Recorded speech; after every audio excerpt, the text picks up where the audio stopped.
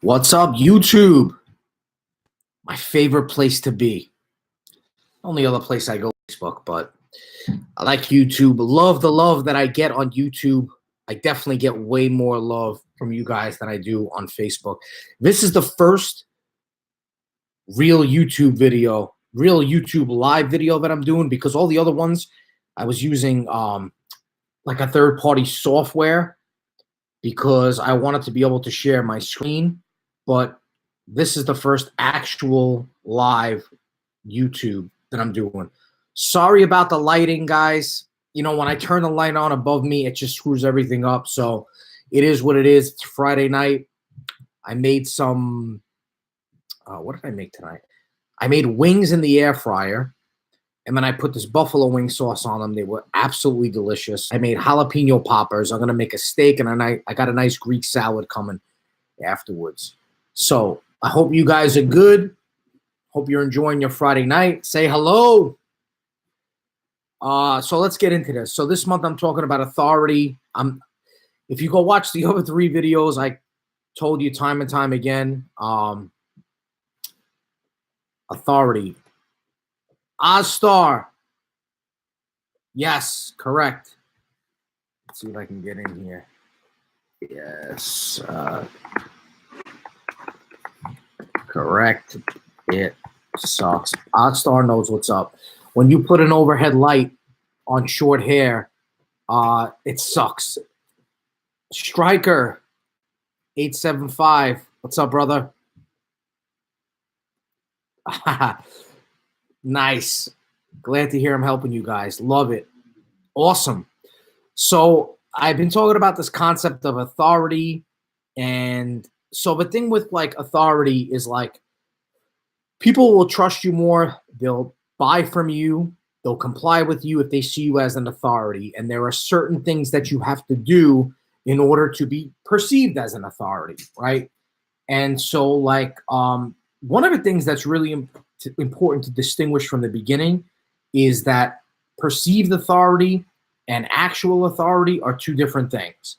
So your actual authority is like what you know, your expertise, what you're good at, and then like your perceived authority is your ability to demonstrate those things. And both of them are equally as important. Yeah, so Ozstar says he's a real bullshit artist. So am I, buddy. I got news for you.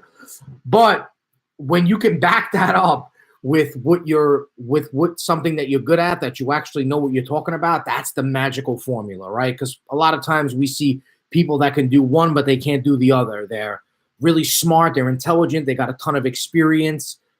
They know everything there is to know about a topic, but they can't demonstrate it. They can't talk about it, they can't articulate it. And then on the flip side, you know, you have people that are like, you know, true bullshit artists. Like, you know, everything that they say is a lie, right? So hopefully you can find the balance between the two. You can be a person that knows their shit and knows what they're talking about, but can actually then demonstrate it, right? So one of the things that I want to talk to you guys about today, and I'll put a link in the description, is like, to be an authority, you got to know how to handle people. And more importantly, you have to know how to overcome objections. Now, listen, I can give you objection handling 101. I've read every sales book. I went to every seminar. The basic formula for overcoming objections is to ask the other person a series of questions before you make your presentation to them, so that you uncover the objections beforehand, so that you already know what they are, so that you're prepared to overcome them, and also so that you know what the person finds as valuable, so that you can use those things to overcome the objections, right? That's easy. That's stuff you can find anywhere. What I want to share with you is stuff that you really don't find anywhere, or stuff that like a lot of people don't talk about. And so the stuff that I talk about is a more psychological approach. It's stuff that you can apply to like lots of different situations. So the first one that I teach people, and I'll put a link in the description to the PDF. I got a PDF called Objection Killers, which will teach you 10 of these. But the first one is called outcome focusing. So if like you're failing to influence somebody, if the sales presentation is going in a bad direction, You got to move on to something a little bit better.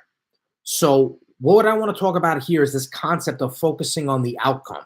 So there's a bunch of steps involved. Step one is you identify a problem that your offer, product, service, whatever can solve.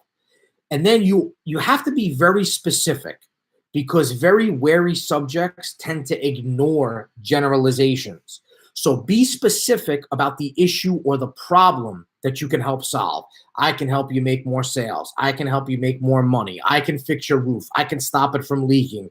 I can increase the amount of customers that you have. I can build on your bottom line. I can bring you more revenue, whatever. After identifying the problem, show the other person what would happen if the problem continues and they don't do anything about it. You gotta highlight the negatives: extra costs over time, opportunity costs, customers lost, right?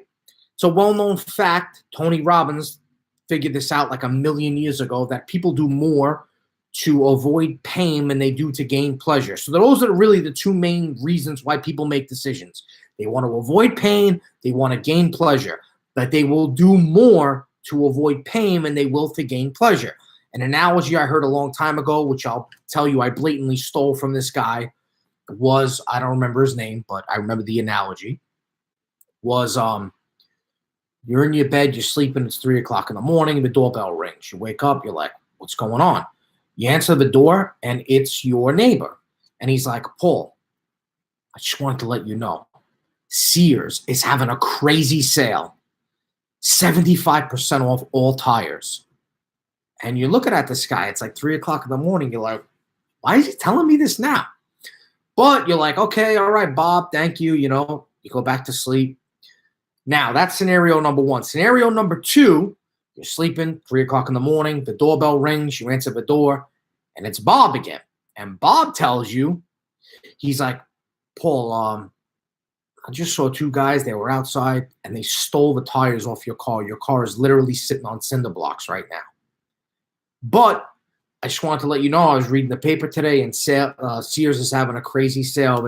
It's like 75% off all tires, right? So now think about both of those situations, right? Both of those situations, the guy told you more or less the same thing. The message was the same. Sears is having a sale. But in situation number one, you really don't care.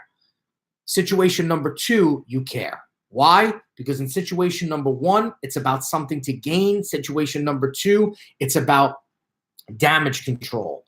So the more you can show people what they have to lose by not complying, by not saying yes, by not agreeing to what you're telling them, the more you're going to get them to say yes. After you get that across to them, ask them what type of resolution or outcome they want to see after being confronted with the issue or the problem. Then ask them what would happen if they chose to solve that problem.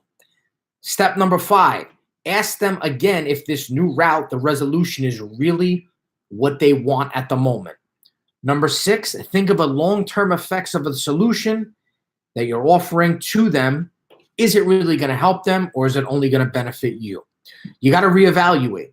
If you think that the solution isn't going to help them in the long term, you got to make this clear to them. This way they don't have any undue expectations. Number 7, if they give you an answer that doesn't completely align with what you want to hear, don't judge them. Hear them out and try convincing them again. Number 8, never insinuate or state that their beliefs are wrong. Never, ever, ever, ever, ever tell somebody their beliefs are wrong. Even if you think they're nuts, even if you think they have no idea what they're talking about, even if you think they're an idiot, don't tell them. Because what you're going to do is build resistance. You're going to create unnecessary resistance that you don't need. The question that I always ask people is, do you want to be right, or do you want to be persuasive? Because those are two very completely different things. Yes, Ostar, I get it. I know, me too. When I'm with my friends, I tell them they're idiots. I tell them they don't know what they're talking about. I get it.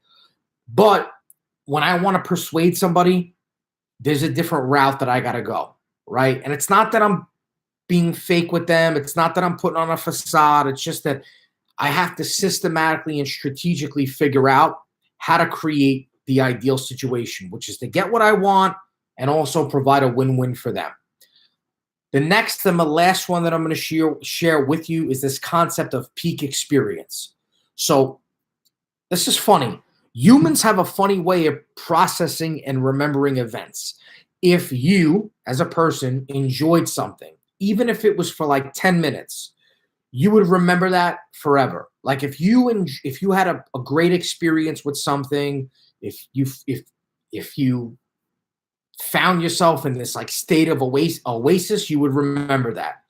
But if you were enjoying that state of oasis and all of a sudden it got interrupted, even for like a second, you would remember the end experience, which is the negative part, and forget about the good part, the previous pleasurable experience. Now, this isn't a window of opportunity, because if somebody says no to your offer, you can backtrack just a little bit and ask questions that would later erode the resistance of that person. If they reject your offer at first, ask them about their last experience with your competitor. A competitor is any person, a business, if you're in business, a place, an event that was previously associated with your target customer, prospect, whatever. Slowly draw out their negative experience and what happened after they had that negative experience. Now, at this point, that person is going to slowly remember the negatives more than the positives, because that's how the human mind operates. After drawing out the negative experiences from your competitor, slowly lead them to what you have to offer and what you can do so that they won't have negative experiences again if they choose to take you up on your offer. Now, the key part of this is you got to make sure you can back up your claims with action. Otherwise, they're going to leave you because of that bad experience. So you don't want to like rekindle that bad experience and then not be able to provide the deliverables. The good news is you can use this to transform a no mindset into a yes mindset. Sometimes it takes a little bit of time, but eventually it will work and you can use it in almost any situation. So, hope you guys got some value out of this. Hope you enjoyed it. If you enjoyed it, leave a comment, give me a share, give me a like. Let me know that you're digging the YouTube live. Like I said, I'm not really a fan of, I love to like, thank you, Ozstar. Thank you, brother. I'm not really, sometimes I'm more comfortable just getting in my studio and shooting, but my New Year's resolution is I got so much content, man. I got so much stuff to give you guys that for me to wait until the perfect opportunity or to wait till everything's right to do it, I'll just never get around to it. So it is what it is. Ghetto videos, if we got to do ghetto videos, we'll do them. Once again, there's a link to the PDF, Objection Killers, if you want to check that out. And if you guys dig this, I'll do another one. And I will see you guys then. Hope everything is good. God bless. Enjoy your weekend. Stay safe. I'll see you guys on the next one. Ozstar, be good.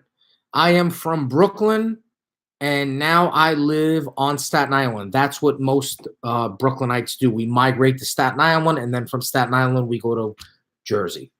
For now, I'm stuck in the Staten Island part. I'll see you guys next time.